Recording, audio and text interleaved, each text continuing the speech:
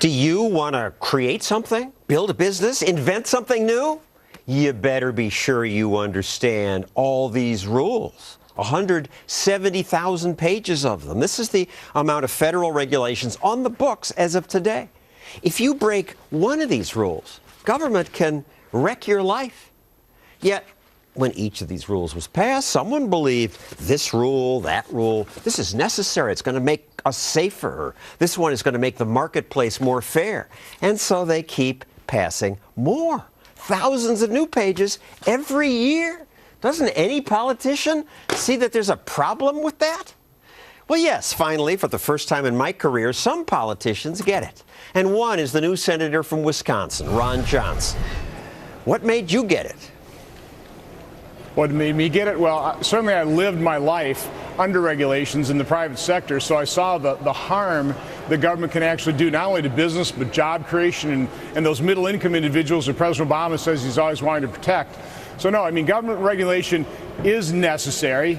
It can be helpful, but far too often it just flies in the face of common sense. And of course, the thing we really need to be more concerned about in a free society is an all-powerful government that actually can ruin lives. And that's really what I'm trying to point out is the victims of government. All right, well, let's talk about when it's necessary in a moment. But your background may explain why you care about this. You, unlike so many politicians, you weren't a lawyer by trade. You ran a business. You were in the plastics business. A manufacturer, right. And I can't imagine what kind of regulations you ran up against, but you saw how any bureaucrat could torture you. Absolutely, and John, now that I'm here and I see businesses come in day after day talking about this regulation or that regulation, basically putting them out of business. And what government regulators don't understand is the law of diminishing returns. So some of these regulations may be appropriate, but it goes well beyond common sense and does real harm to businesses, which means it does real harm to job creation, since there's real harm done to real people. So for your Victims of Government website, you made a little movie about one victim, a man from Granite City, Illinois, who finally took action to fight floods in his neighborhood. Granite City, Illinois has suffered severe flooding since the 1950s. More than once, the White House declared the area a disaster. The Corps issued study after study after study, yet the Corps did nothing. Until a Granite City man decided to take a bold step. He never thought working on his own property would cost him almost everything. And what do you mean cost him almost everything? Well, he almost went bankrupt. Basically, he could not develop the land at all for 23 years.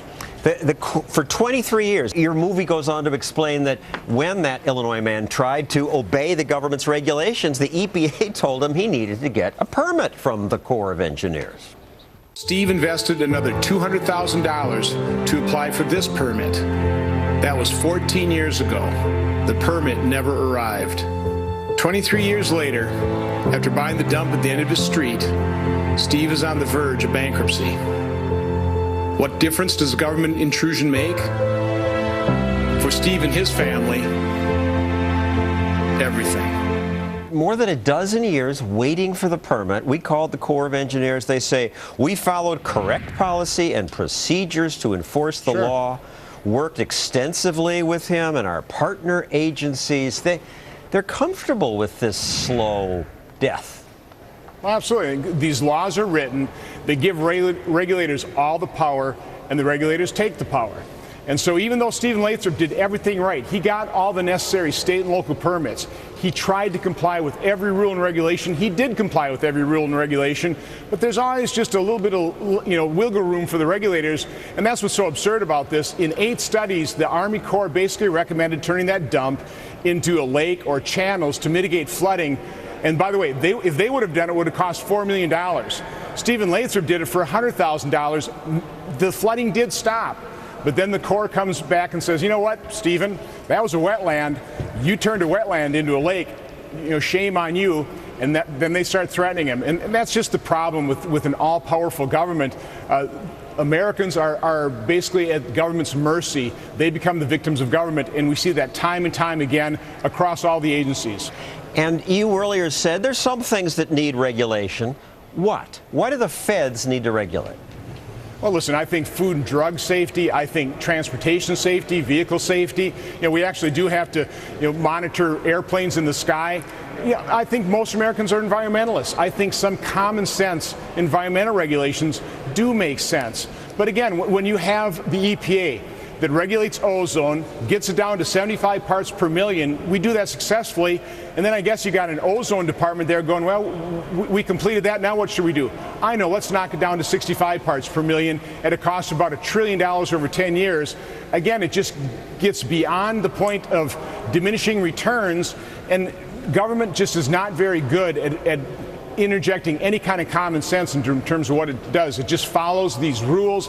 They follow them to the letter. Regulators are very risk averse. Let's face it, their job is regulating things. And so they keep looking for more things to regulate at great harm to our economy and at great harm to individuals. Thank you, Senator Ron Johnson. Good luck with your Victims of Government campaign. I hope other politicians will start paying attention to these